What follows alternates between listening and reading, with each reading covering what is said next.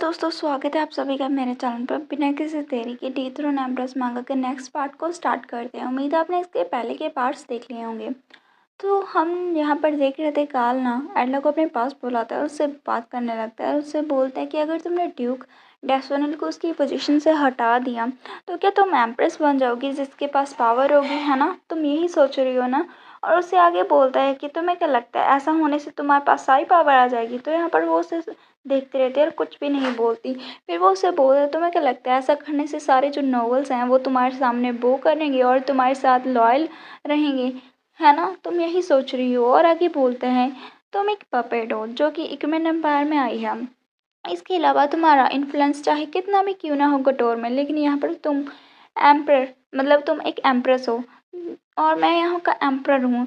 और तुम एम्प्रेस इसीलिए हो क्योंकि तुम्हारा रिलेशन मेरे साथ है। अगर ऐसा नहीं होता तो तुम यहाँ की एम्प्रेस नहीं होती हो। और उससे आगे बोलते हैं, और जो रिलेशनशिप तुम्हारे मेरे साथ है तुम उसी को कट कर रही हो अपने ही हाथों से। क्या तुम सच में ये करना चाहती हो? और उससे आगे एडला बोलते हैं, मुझे ऐसा लगता है कि तुम्हें लगता है कि मैं टावर को अपनी पावर से डिस्ट्रॉय करना चाहती हूँ।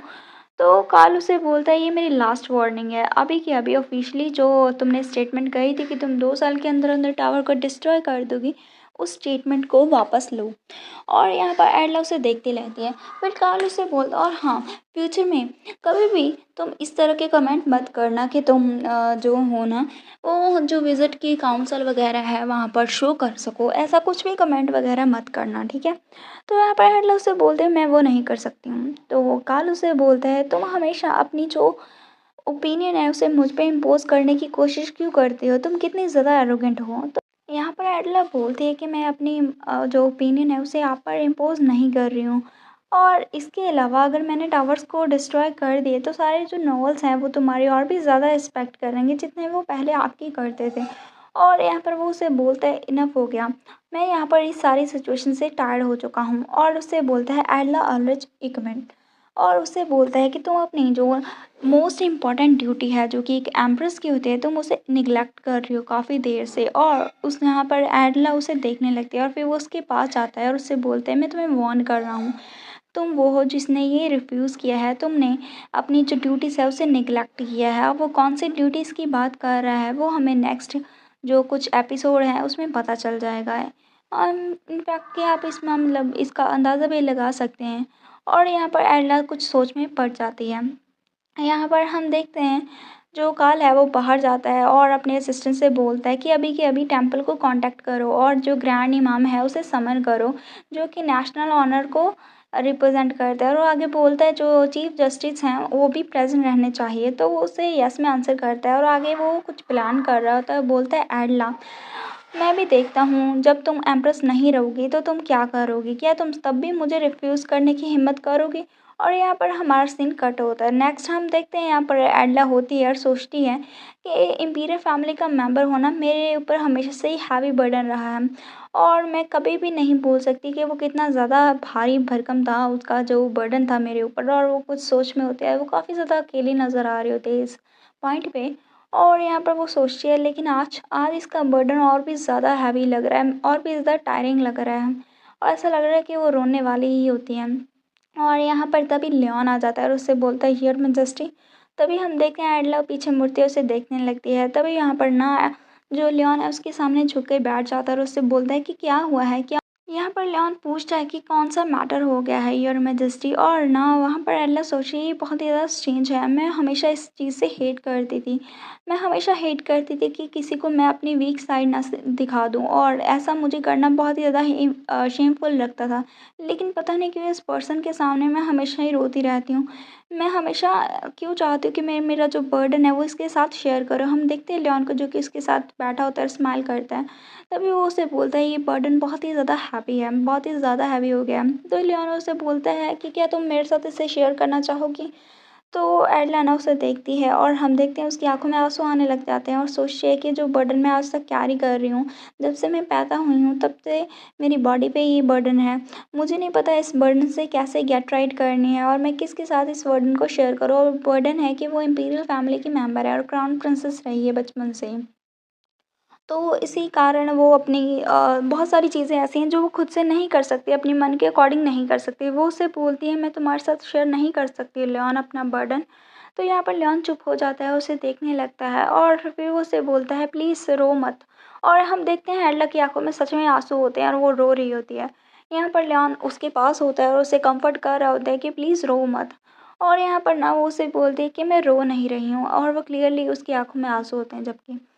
और यहाँ पर हमारा सीन कट होता है, यहाँ पर ड्यूक होता है, साथ में कार्ल होता है, साथ में एक टेंपल का प्रीस्ट आया होता है और जो ड्यूक है वो बोलते हैं तुम क्या कह रहे हो? क्या मुझे तुम एक्सप्लेन करोगे? मैं कुछ भी समझ नहीं पा रहा हूँ।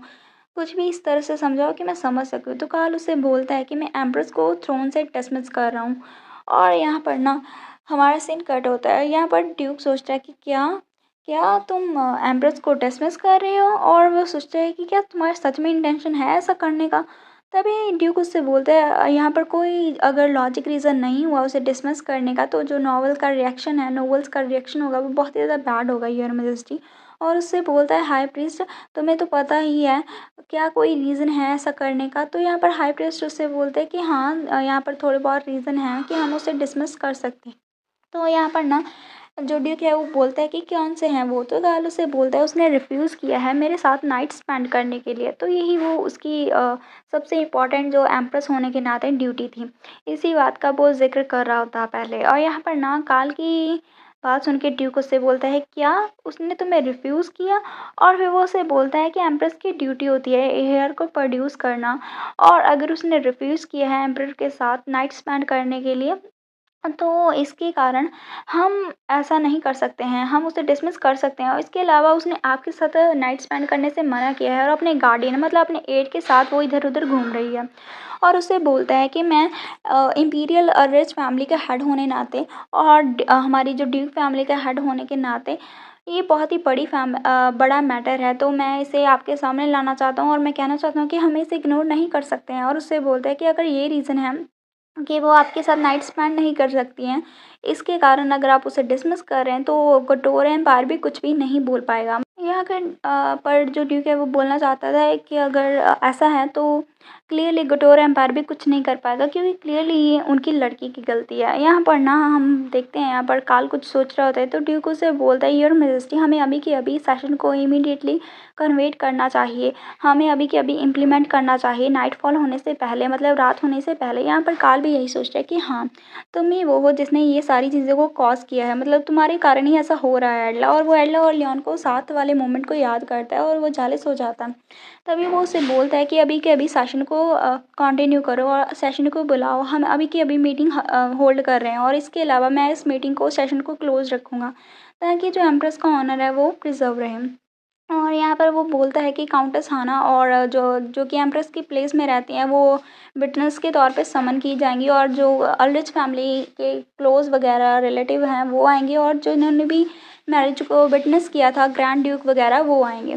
तो यहाँ पर ड्यूक टेस्फेनल उससे बोलता है योर मेजेस्टी मैं समझ गया। और वो सोचता है कि फाइनली एम्प्रेस ओवरथ्रोन हो रही है, मतलब कि उसे बाहर फेंका जा रहा है और एम्पर ने राइट डिसीजन लिया है इस टाइम, वो ऐसा सोच रहा होता है। तभी हम देखते हैं काल ना ड्यूक वहाँ से चला जाता है तो कार्ल प्रीस्ट के साथ होता है और उससे बोलता है कि क्या तुम समझ गए मैंने तुम्हें कल क्या बोला था? तो प्रीस्ट उससे बोलता है तुम्हारा मतलब कि एम्प्रेस को री इनिशिएट करना है ना?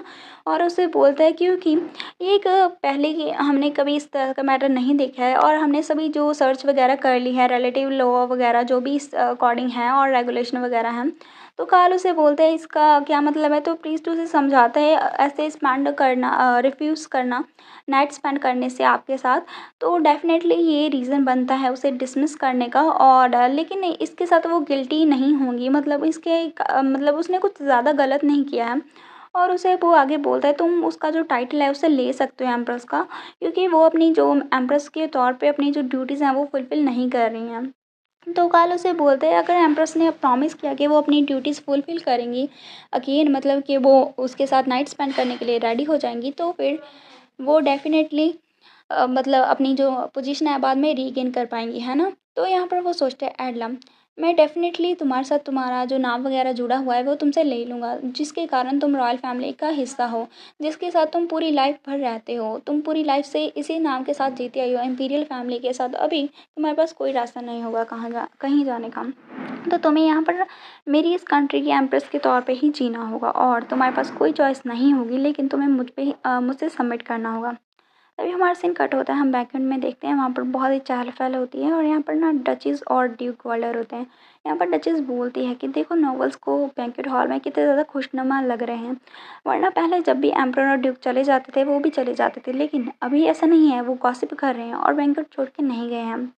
यहाँ पर इन्वायरमेंट काफ़ी चेंज हो गया है, क्योंकि उन्हें भी पता चल गया है कि जो सिचुएशन है वो चेंज हो गई है। तो डचेस उससे बोलते हैं कि अभी हम ऑफिशियली ड्यूक को प्रेशराइज़ कर सकते हैं और ये हमारी जो गेम है वो कम्प्लीटली चेंज हो जाएगी। और तभी वो देखती है यहाँ पर एडला आ रही होती है, तो वो एडला को देखते हुए वो बोलते हैं कि हर मेजेस्टी भी यहाँ पर बैंक्वेट हॉल में रिटर्न हो चुकी हैं, तो चलो उसके साथ चलते हैं उसके पास। तभी हम देखते हैं वहाँ पर जल्दी-जल्दी से जो काफ़ी लोग आ रहे होते हैं, तभी वो सभी लोग बातें करने लग जाते हैं कि क्या हो रहा है। तभी डचेस और ड्यूक भी उसे नोटिस करते हैं और वो बोलते हैं कि ये लोग तो जो इम्पीरियल कोर्ट के जजेस हैं और ये ना फैसला करने आए होते हैं यहाँ पर एडला और कार्ल के रिलेशनशिप का। और यहाँ पर ना वो जो हैं वो जाते हैं एडला के पास और उससे बोलते हैं योर मेजेस्टी एम्प्रेस, और उसे आगे बोलते हैं कि एम्परर ने अभी के अभी इमीडिएटली रिक्वेस्ट किया है आपके ट्रायल का, मतलब आपको अभी कोर्ट में जाना होगा। तो एडला उसे देखते रहते हैं, क्योंकि उसने एक्सपेक्ट किया था कि कार्ल कुछ ऐसा करेगा, लेकिन इतनी जल्दी करेगा ये एक्सपेक्ट नहीं किया था। तो यहाँ पर इसके साथ हमारा जो चैप्टर है वो फिनिश हो जाता है। उम्मीद है आपको चैप्टर अच्छा लगा होगा। नेक्स्ट पार्ट भी जल्दी आएगा। Bye bye.